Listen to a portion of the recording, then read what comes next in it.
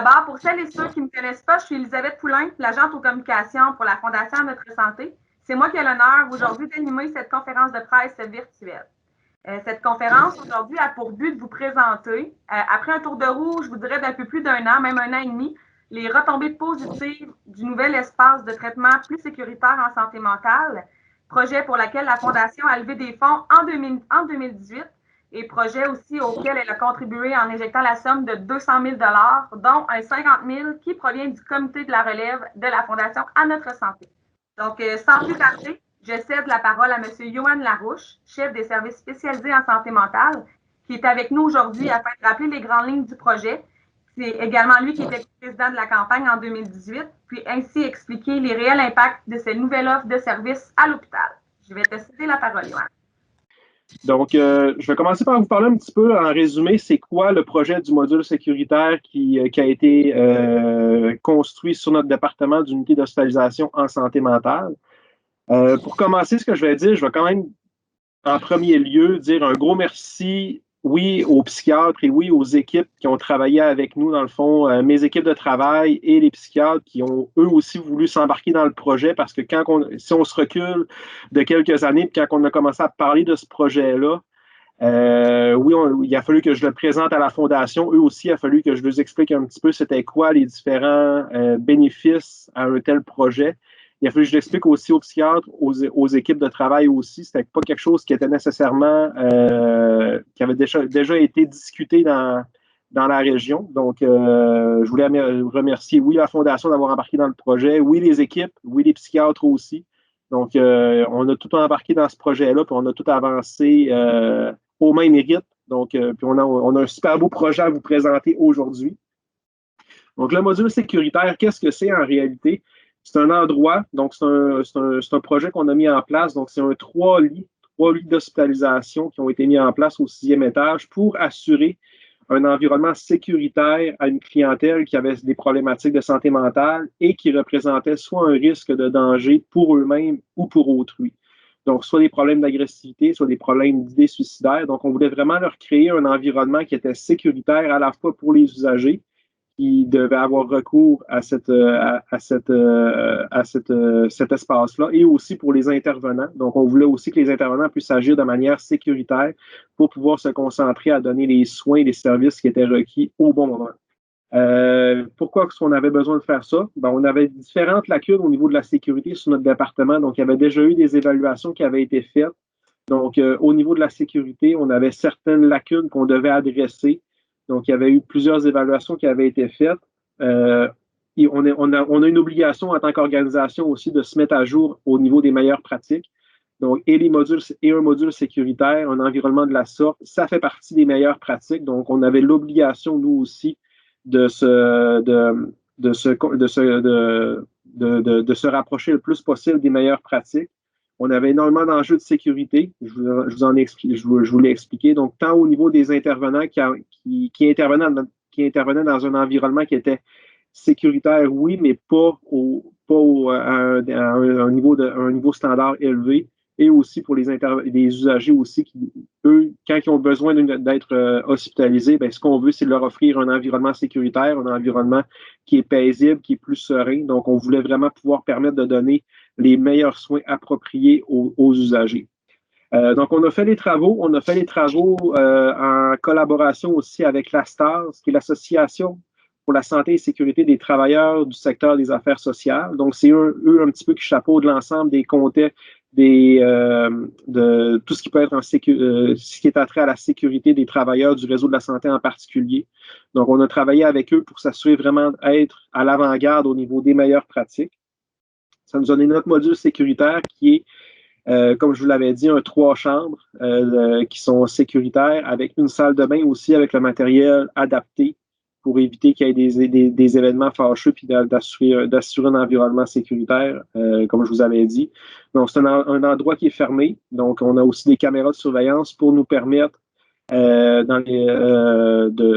de planifier nos interventions avec les intervenants puis d'assurer une sécurité en tout temps auprès des usagers.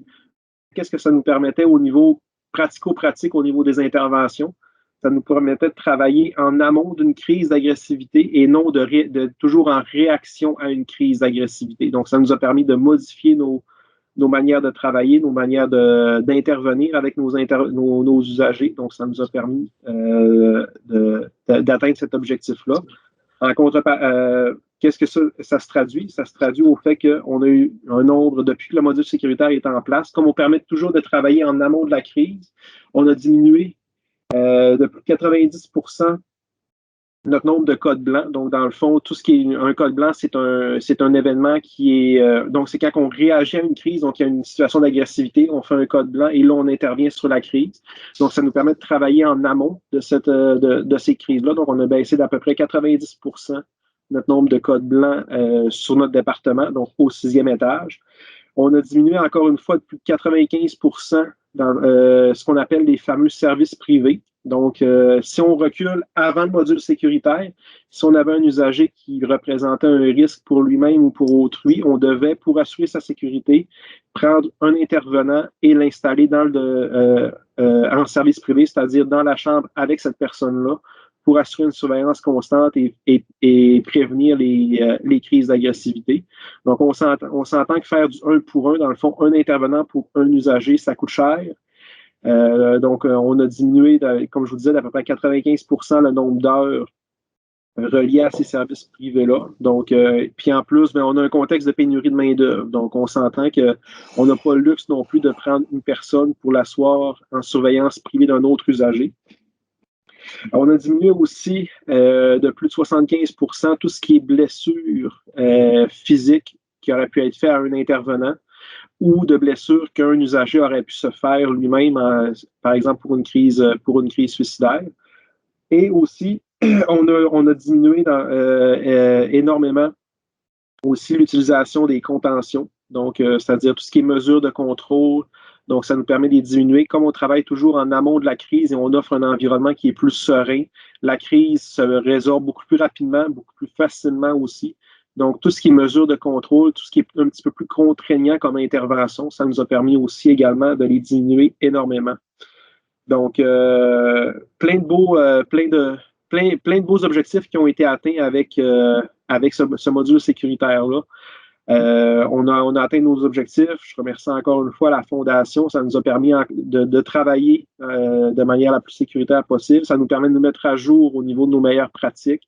Puis, ce qu'on veut en réalité, c'est que nos intervenants et nos usagers soient en sécurité. Puis, c'est ce que le module sécuritaire nous a permis de faire et qui continue à nous permettre de faire. Donc, merci beaucoup. Merci encore.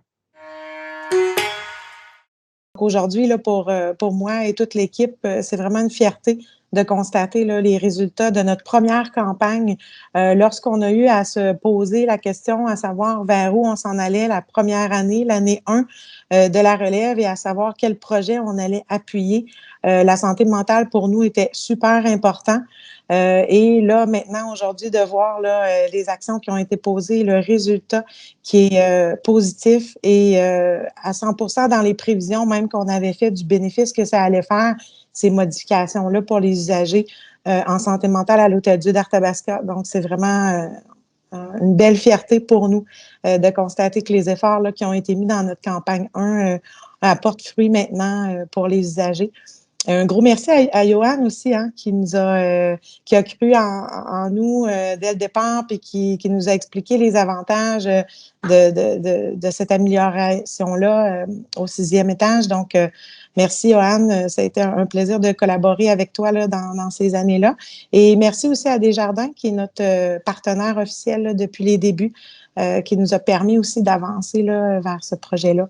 Donc, au nom de toute la Fondation, tous les membres du comité La Relève, là, un grand merci. La santé mentale, ça saigne pas. Fait que quand ça saigne pas, puis il n'y a pas rien de cassé, puis on n'est pas capable de faire une radiographie, c'est dur de faire des diagnostics, puis c'est dur d'appuyer cette cause-là, parce que c'est pas si évident que ça. Mais nous, quand on travaille dans le réseau, on sait qu'il y a une évidence qui est marquée là-dedans. Vous avez parlé tout le monde à peu près des codes blancs. La diminution des codes blancs, c'est une réalité. Quand ça sonne 2-3 fois par jour dans un hôpital, puis ça sonne code blanc, oui, c'est sécuritaire pour la personne qui va être isolée puis qui va pouvoir se calmer, mais c'est sécuritaire aussi pour l'ensemble des autres intervenants qui interviennent auprès de quelqu'un qui est en crise puis qui se désorganise encore plus quand elle voit arriver 2-3 monsieur qui viennent là pour le calmer, pour le saisir. Fait que la sécurité, c'est pas juste pour les gens qui sont dans le département de psychiatrie, mais c'est vraiment pour tout le monde. Fait que la Fondation, on est là pour supporter ces causes-là. On est toujours très sensible à l'ensemble des causes. La Fondation ramasse des sous, sollicite la population, que la population est excessivement généreuse parce que nos projets, ils se réalisent, parce que nos projets, ils donnent des meilleurs services, puis on a des gens qui sont capables d'en témoigner. Fait que ça, c'est excessivement important. Puis on apprécie ça énormément. On est une des fondations dans la région qui est la plus contributive, qui supporte le mieux ses équipes, puis on a envie de le faire. Puis c'est comme ça qu'on va être capable de garder nos services ici à Victoriaville, à proximité, avec les familles. Puis on le sait, surtout en santé mentale, si les gens doivent aller dans d'autres centres, bien là, c'est pas juste la personne en santé mentale qui est hospitalisée puis qui souffre, c'est toute la famille, tout l'environnement. Puis quand on n'a pas nos proches à côté de nous, quand ça commence à aller mieux, bien, ça va encore moins bien. Fait que on travaille très, très fort pour garder tout ça chez nous. Là, je tiens à remercier encore Anne-Marie pour la gang de la relève, une belle gang de jeunes qui ont mis 200 000 $ dans ce projet-là. C'est exceptionnel. C'est une belle réussite. Puis quand on a créé la relève, c'était pour permettre à ces gens-là d'avoir des beaux succès. Puis ça en est un super de beau. Fait que, puis là, ça prend du temps, mais on finit par être capable de faire les projets. Fait que merci énormément. On a aussi d'autres grands donateurs. Aussi, on a Desjardins qui a mis 50 000 $. On a la Fondation Bourgeois, Marthe qui est là. Bonjour Marthe. Donc, la Fondation Bourgeois qui nous supporte énormément dans tous nos projets, toujours présent, toujours prêt à nous écouter, mais toujours prêt à nous supporter aussi. Donc, moi aussi, je vais juste conclure en disant que c'est excessivement important de prendre soin de notre santé mentale, puis on le voit encore plus dans le contexte de pandémie actuelle.